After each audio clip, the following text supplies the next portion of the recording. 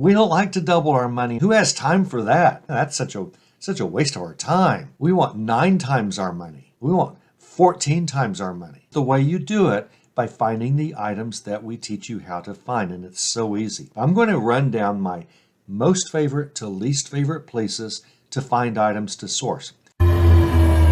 Stop the tape, stop the tape. I recorded this a while back and never posted it, but it makes a lot of sense to post it now because the last video I made got a lot of attention because it was all about how to make money at expensive Goodwill thrift stores. Yes, you still can do that. As a matter of fact, you can be very successful at that if you follow the tips that I showed you in the last video. This is another video on sourcing. How do you find things to sell? This is everywhere that I go to find things for sale. Everywhere you should be going to find things for sale. I don't just tell you where they are. I also give you a lot of tips and traps along the way. So be sure and pay attention to each individual section where I tell you this is the next place that you can find things. And I also will rank them from good or cheap to bad and expensive. Although the bad and expensive is Goodwill. And I've already shown you that's not so bad and it's not so expensive if you source the ultra advanced way, which is the way that we do it in the group here. So pay attention as you go, because even if you know some of these places very well, you're going to learn things that you never knew before. I promise. And now let us return to our broadcast. One thing I'm not going to talk about is online arbitrage here. Here I'm just going to give you my top favorite places to find things. This is pretty obvious, pretty easy, but I'm going to rank them from the most profitable and the easiest to the least profitable and the hardest. But all of these places are profitable. You can walk in any day of the week to any of these places and almost always find something. The more you know, the more money you will find. We are not making money here. It feels like we are creating money out of nothing. It really feels that way.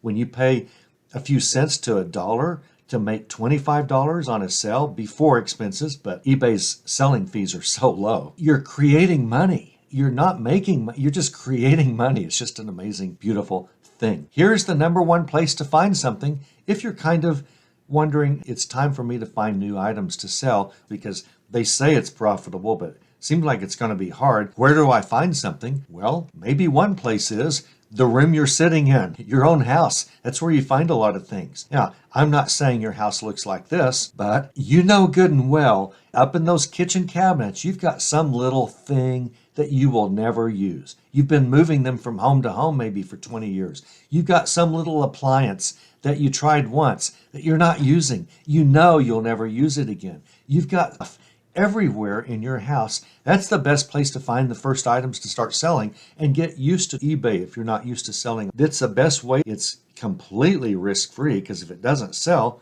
it will. You know, if you do your comps and you find out it's worth something, it'll sell. And it did cost you something, but it's a sunk cost. Don't consider the fact that let's just find something. Maybe this blender here. I don't know anything about this blender, but let's say this is your kitchen and you paid $180 for this blender new. Well, you may not be able to get $180 or more for this blender today, but you cannot. What if you can only get $70? Okay. What if the going rate for a gently used blender in this model number is about $70 plus shipping? For those of you new, we don't like to give away shipping. Now, when you're first starting out with eBay, it helps build your numbers and to sell faster early on if you offer free shipping. But if you were able to sell, if you never use this, you know no one's going to use it. You were on some vegetable cleanse for a while and you realized we really need some meat in our diet. You just will never use this thing again. Or if you do, you won't. But you know you won't. Let's just say it's one of these types of things that we all have. And you can get 70 and you go, but I paid 180 for it. No, you didn't. In this context, you didn't pay anything for it.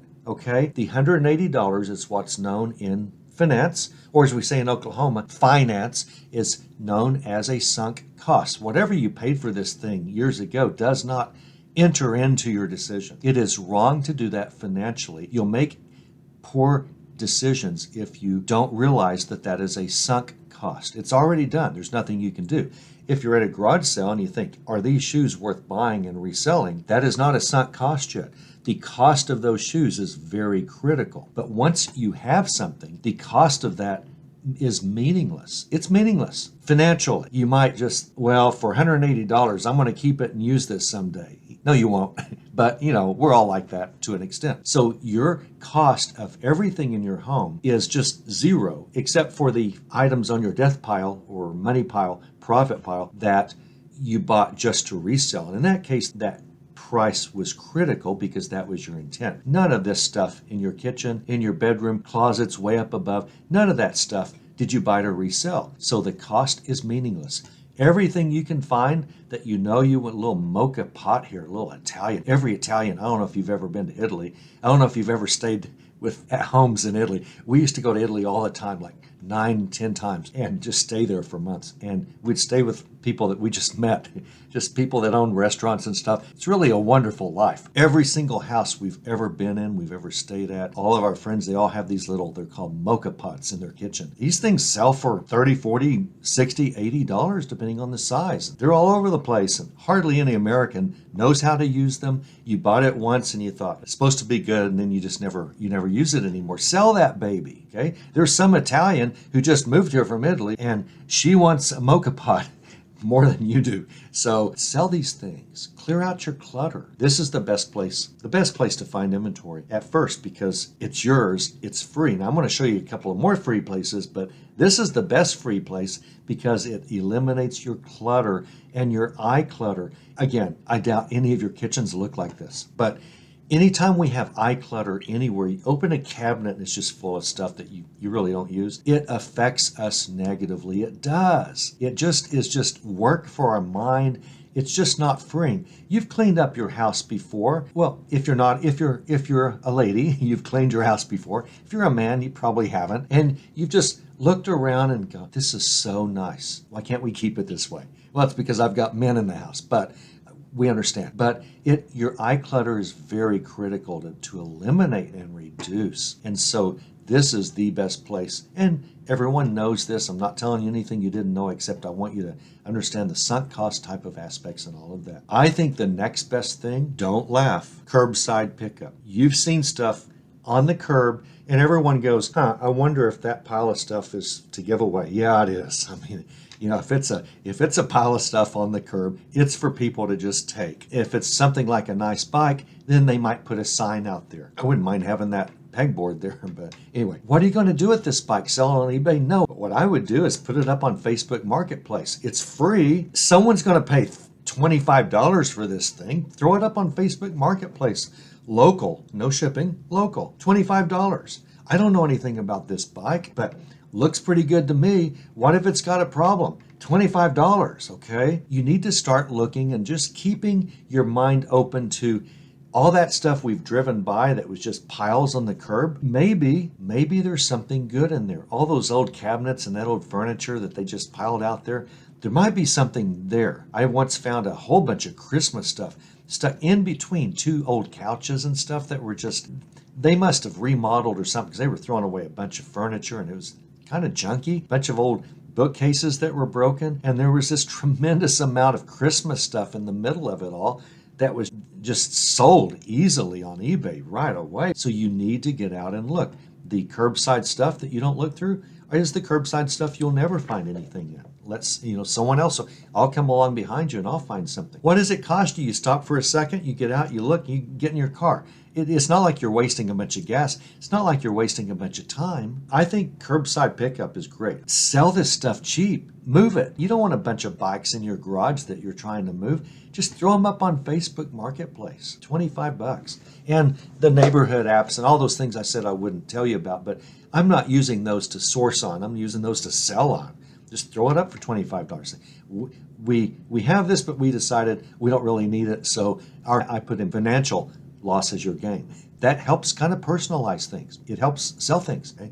Curbside pickup. I'm never telling you to go dumpster diving. I think I have said that's a great place to find dunnage, packing material, and boxes and everything. Of course, I wouldn't go to a restaurant. Restaurants are notorious for really bad dumpsters. But I go to a lot of Hallmark store dumpsters and just drive by. I don't go dumpster diving, but I drive by, and if I see boxes with styrofoam and packing materials, I'll get out and take that stuff. I will, in a heartbeat. That's good stuff, and it's going to be clean at a place like that. Do I ever go dumpster diving for inventory to resell? No, but I've sure found some, a lot, when I'm looking for dunnage and supplies. Styrofoam is primarily what I really want from a dumpster. Real thin sheets of styrofoam. I find those helpful in our packing. In retail stores, small retail stores, small gift stores, small boutique stores. They've just got all sorts of clean stuff that you can use to fill your boxes with. But I find a lot of free stuff that I can just resell. They've just tossed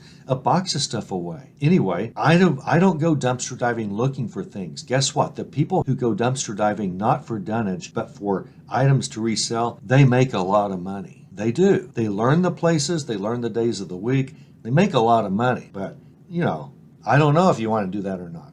But I wouldn't rule it out. And don't be afraid of taking something that some store threw away that they just don't think they can sell, and take it, and you want it to be clean and you want it to be nice. You don't want it to be soiled. People who do go dumpster diving really make a lot of money. They learn very quickly where the money is. It's an option, but curb pickup was my primary point. This is the second place that you should always have your eyes open. The third way, your neighbors. I've talked a little bit recently, maybe a lot, about my neighbors. I live 4 houses from the home that I grew up in, a long time ago. I'll say decades ago, that's all I'm going to say. I live 4 houses from there. I live on the same street that I grew up on and didn't leave until I was in college. After college, just right when I graduated college was the year I left home. Many neighbors around here knew me back then, and now we have a whole string of neighbors on our street who have just hit the 90-year-old mark. And they all knew me, they all trust me. They also really appreciate knowing that we are here to help them do what they're trying to do. I can't have all this stuff anymore. How do I get rid of it? What do I do? And they're paralyzed. In comes superhero Greg. I will help you sell your items and eliminate your clutter and downsize as fast as possible. Now, I just happened to tell one of our neighbors we were at one time of what I do. It was never my intent to turn my business into this incredible consignment business. We were just over there. They were like 88 at the time. And eBay, what do you do on eBay? Well, I sell a lot of things. And I said, I'm always looking for stuff to sell. If you have anything, that wasn't my intent to bring it up, but they were asking. I said, if you ever have anything you want to sell. He said, I've got a knife collection. I've got old electronics. I've got test equipment. I've got reel-to-reel tapes, and we don't know what we're going to do. We got to get rid of this stuff. Again, they were about 88 then. They're 90 now. He just started unloading these incredibly beautiful pocket knives. I've sold hundreds of his knives over the last year. Beautiful condition stuff. And then they started telling other neighbors who were in their 90s, because everyone knows everyone on this block. It's really a great place to live, at least for I don't know how much longer. I mean, it can't be this way for 20 years. We know that. So anyway, they told neighbors started using our services. Then they tell neighbors, those neighbors started using our services. Everyone knows on this block, you got anything, you got to downsize, call Greg. Your neighbors are where you get the next best thing. They will, and the older your neighbors, the better. What if you don't know any neighbors? You should know your neighbors. Okay, what if you're in an apartment? You should still know your neighbors. You really need to know a few. And how do you get to know neighbors? You offer to help them once in a while. You hear about, hi, what are you doing? You see one get out of a cab or out of an Uber or something. That's not your normal car. No, I had to get a ride home from the car shop. Would you like me to give you a ride whenever your car's ready? You need to be neighborly, okay? Not only is it the right thing to do, it's profitable. It is. It helps everyone. It helps your neighbors. It helps you. It helps everyone. You need to know some neighbors. And the more neighbors that you know and you start selling things for and you start being successful, as you will, if you pay attention to how to sell. I teach you how to win at eBay. And as soon as you start selling at these incredible prices, and you're going to give them a test. Say, look, how much do you charge? Well, okay, for the first 5 items, let me just try a few things. If you like it, we'll continue. But for the first 5, let's just make it really low and just a trial. I'll sell all these items for 15%. Okay, I'll keep 15% of whatever they sell for, and you keep the rest, and the expenses on eBay will come out of your part, but that's not very much. I always say that because I want 15% off the top if I'm going to be doing this, even for the first 5 or 10 items. And then it goes up because they're thrilled. I can't believe you were able to sell my old skillet, and you're going, Yeah, it's a cast iron skillet. Of course I was able to sell it. But they don't know. They don't even grasp this concept. How are you able to just sell our skillet? They don't know this. Great, no problem. I'll take care of it for you. I'll make it easy. Tell me when you're ready for me to come get another box of stuff. So consignment neighbors. The next best place is, well, consignment. I already talked about that. The next best place is, I think, church and rummage sales. I think church rummage sells when you get there early enough. But even if you're the last one there, you're going to find something that others missed. I really like the variety. I really like the quality of stuff that I find. I like rummage sales over garage sales, and I love garage sales. I mean, that profit is just too much at garage sales. It's embarrassing, and you feel a little guilty, like you've robbed a bank whenever you go to a garage sale and just run away with a bunch of stuff that you bought. And I like rummage sale. Maybe I just like the atmosphere. Usually a little better presented, usually a little cleaner, usually a little thrift store feel without the high prices. Usually they'll bargain, and like a lot of thrift stores won't bargain. You say, well, what if I took this whole box? That looks like Jan Karen books. Do you know who Jan Karen is? That looks like a whole box of Jan Karen books. I don't know if it is, but I suspect that's a bunch of Jan Karen books. How many books have I ever sold Jan Karen books? I've sold a ton of Jan Karen books, and the way I sell them is just lot them up, find 5, 8, 10, 12 at a time, and just sell them in a batch. I'm not getting wealthy off Jan Karen books, but I always make money off Jan Karen books and others. So you go, these books are how much a piece? $1. $1. Okay, well, what if I take all 14 of these Jan Karen books? Instead of 14, can I just give you, will you take $10 for the whole thing? Yeah, they'll take $10. A church rummage sale is so much better than a thrift store. Sometimes they say, well, and go, okay, well, what if I always have a couple of extras, okay? And say, well, what if I put in these 4 books here and these 2 Doc Savage paperbacks, okay? Doc Savage paperbacks are worth a lot of money, by the way, but I won't get into that. So will you take 14 for all? You wanted 14 for these 14 books, but I'm going to add, instead of you taking 10 for 14, what if I just add 4 more and I pay you 14? And they'll do stuff like that. They will. Ask them first, what can you do for me? That's the best question. What can you do for me here? What if I take all of these? What can you do for me? What can you do? That's a magic question. I want to do a few videos sometime about how to negotiate, even if you don't like negotiating. There are ways to do it that you will not feel bad. What can you do for me here? You'll never feel bad, even if you don't like to bargain and all that. No one. Well, some people really like it. I do it all the time. I still don't like it. But there are ways to do it without that feeling. Just, what can you do for me if I take all of these? That's a very good question. You won't feel bad about asking. Rummage sales, church sales, they're very good about things like that. So that's why I think that church sales are just a great place. Now, garage sales are right there with church sales. Often better prices. But I still like the church sale when it's possible for me to go. There's more stuff. It's not just a household, but a bunch of people from church have brought a bunch of things. I like that it's usually well presented. A garage sale may or may not be, but one of the nice things about garage sales, if they just have junky things in boxes down below that no one looks through, those boxes you need to look through, because that's almost always where the treasures are that other people will not see. But garage sales are very close to rummage sales and church sales, but I still like the rummage sales better. A lot of you will like garage sales better. The prices will be a little better. Some garage sales, you can go down much further than at a church rummage sale, but not always, okay? My parents used to have a lot of garage sales, and my mother, she'd always go, they're just going to try to get our price down. That's all they want. They just want to buy something, for nothing. And every time she went to a garage sale, she would always ask if she could get something for a lower price. I always thought that was hypocritical of her, and it was. I mean, she really didn't like the fact that people would often try to bargain at her garage sale. She didn't like that. She would always do it at another one.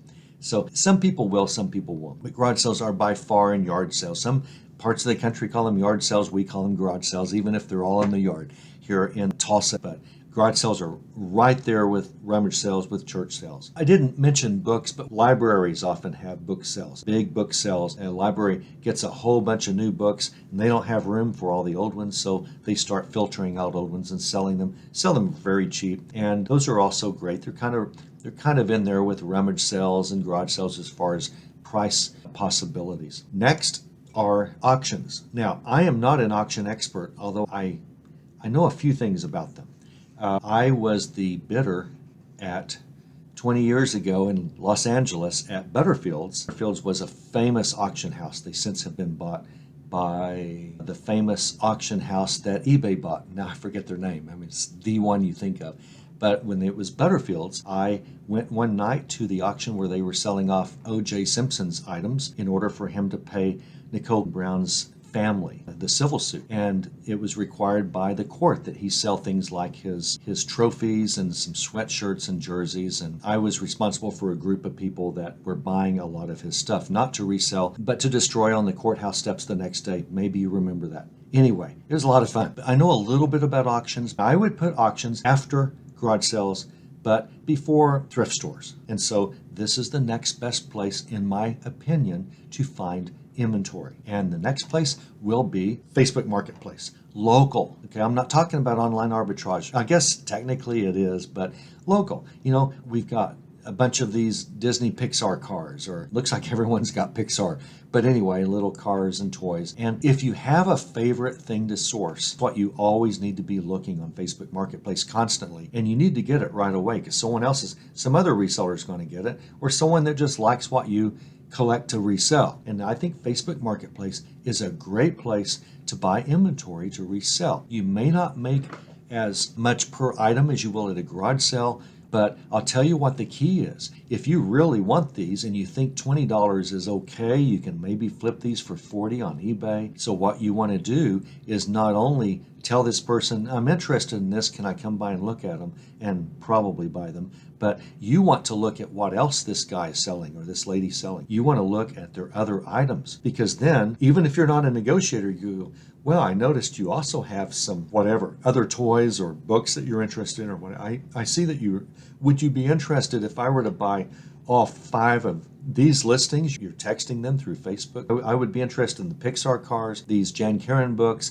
and this blender. And what would you do if I bought all of them for cash? What can you do for me? And so what you want to do is start reducing the price per item by adding things that will be profitable for you, that this seller sells. And that seller, wow, he or she's used to meeting someone and selling one listing. They're not used to meeting someone and selling 5 listings. That's quite a deal. You know, same amount of gas, but 5 times the sale. Yeah, they will make you deals. That's how you work Facebook Marketplace. See what else they sell. See what else they offer. And again, Nextdoor app and all of that, but I don't want to get too much into online arbitrage, but you should always have a search going for the 2 or 3 top things that you like to sell.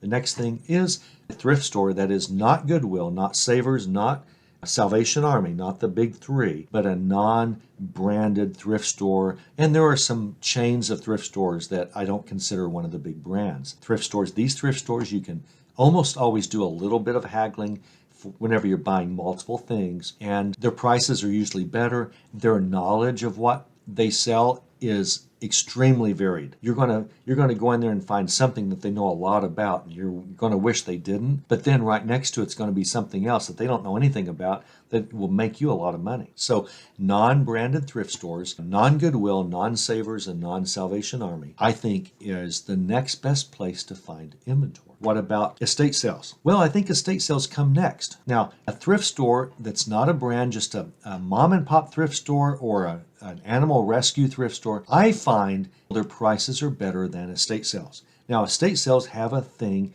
that many of you know about, that after the first day or 2, then things will go up. The 3rd day, everything's 25% off, and the 4th day, which is usually Sunday, everything's 50% off. But by then, a lot of stuff is sold. So what do? Do you wait till Sunday, or do you go the first day? Both days will make you money. You know, you're just going to pay more the first day, and maybe you'll only pay half that the last day, but also maybe that item's no longer available. Maybe that, I don't know, whatever it is, this ceramic pot that you like that's branded from Buckeye Pottery in Ohio, or Francoma. Maybe that's Francoma Pottery. I don't know. But I doubt it is, but it might be. It's kind of similar to Francoma Pottery, which is no longer in business. So that's good that you're looking for Francoma Pottery. But I find that estate sales are higher than non-branded thrift stores, higher than just individual types of thrift stores and small chain thrift stores. I find that estate sales, especially the first day or 2, they're higher. But you can still make a lot of money the first day or 2. I certainly do and have. But if I don't see an estate sale till the fourth day, I'll still go. I don't love estate sales, by the way. It's not something that I go to a lot of, even though I buy a bunch of them. I mean, I'm driving by a bunch of them all the time here in Tulsa. It's like a lot of people are dying in Tulsa the last 3 or 4 years, and there's a lot of estate sales. But they're not my favorite places. A lot of people love them. You'll do well at them if you just work them. You just show up. All of the estate sales that I drive by and don't go to, I'm not making very much money off those, right? I only seem to make money off estate sales if I actually stop and walk in. So that's one of my problems. But I've got so much inventory right now because of neighbors. I just have to use my resources wisely. But estate sales, I believe, come next before Savers. Savers is a thrift store chain, a very large one. They generally know what they're doing, which means they don't know everything. And I find that their prices and their deals, their specials are better. You can join Savers and get some discounts. And certain days, I find that their deals are better than Salvation Army deals and better than Goodwill deals. And I find that their initial prices generally aren't quite as high as Salvation Army, and especially as high as Goodwill. So Savers is my third from the last place that I think you can find a ton of money to resell. The next best thrift store is Salvation Army. Salvation Army is better than Goodwill as far as prices. Their deals are still pretty good. One day a week here in Tulsa,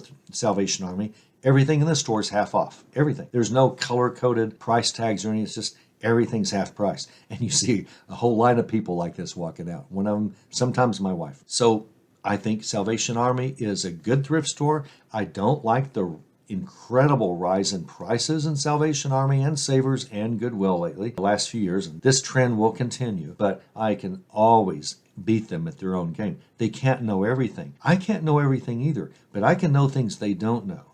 And so I can find things that at these types of stores. And the last one that I generally don't go into much, and that's Goodwill. Okay, I don't like Goodwill. I don't like their, I'll just say, disingenuous about who they help. I'm not sure that I'm convinced that they really do much goodwill. I think I'm convinced that it's mostly just a retail major company, which is fine, but they don't present themselves like that. Okay, Target presents themselves like a major retail chain. Goodwill wants to become that, and they don't present themselves as that. I don't like their high prices. They definitely, overall, are generally higher than any other thrift store. Can you make money at Goodwill? Yeah, or I wouldn't be including it on the list, even though it's last. But Goodwill, if you're in the area, if you're shopping next door, you're silly not to run into Goodwill and look for things that you know that you can source, that you know something about sourcing and reselling. Goodwill is definitely not off my list to use, but it's just the last on my list. Speaking of my list, I've given it to you now. This is just my opinion, which is worth quite a bit. My analysis that I've been giving you is pretty right on, and I hope that you've learned some insights that you didn't really expect about some of these places. But I mean, the Facebook Marketplace tip alone, well, look for what else they're selling, because they hear you want to buy more than one thing, and they only make one trip for 5 sales. That's that's gold for you right there. They'll definitely go down on pricing whenever you do that. It saves them money and time. It gets rid of their clutter faster. All of these places, Goodwill will have discount days. You can make money if it's not a discount day. If they have a membership plan of some kind, join it always. Here's the secret about joining Goodwill, Savers Club. The secret is most of their customers don't join. And that's why they can give you a higher value, because you are a member and they know that you're going to use their place more often. Other people aren't bringing. If every single person joined Chipotle's club, membership club, where you get free food over time. You buy 9 items and you'll get a 10th one free. That's about what it works out, which is just an instant 10% discount on everything you buy, right? Think about that. Do you want to save 10% on everything you buy at a place? Yeah. What do most people do? Nothing. If everyone did that, then Chipotle would have to raise their prices 10% in order to give that away. But hardly anyone does that. That's why these clubs are valuable for those who sign up. Now, they're not going to make you wealthy, but they certainly are going to add to your bottom line over time. So join all these clubs. Don't let going on a day that's not all half off, when you don't find anything, you ruin your opportunity to go on a day that's everything's half off. I mean, it will. That's the way we work. We get down, we get frustrated. Nothing's good in that store. That absolutely is not true. You and I could go together. You would find things I wouldn't find, and I could find things you wouldn't find on a full price day in Goodwill without any discount. But it's harder, and it will frustrate you so that you don't want to go back. I don't like going to Goodwill, so I've been frustrated that that's happened to me now, and I don't like going. I'll do just about anything other than that. But if I were desperate for inventory, if I were just starting out, oh, I would hit the Goodwills as well. That is how you find things to sell if you like giant return on your investment. If you like paying a little or getting things free and making a lot of money, just creating money out of thin air is what you're doing, then you will think about these things, keep a list, maybe make a little list of what you want to do and start your own. Maybe just find out what day your town does large item trash pickup and just drive around your neighborhood. You're kind of silly not to if you need inventory. I mean, it's just an easy thing to do. Free is my favorite brand. Anytime I buy something, Free is my favorite brand. And I think you'll start learning to like Free also. It's a great brand.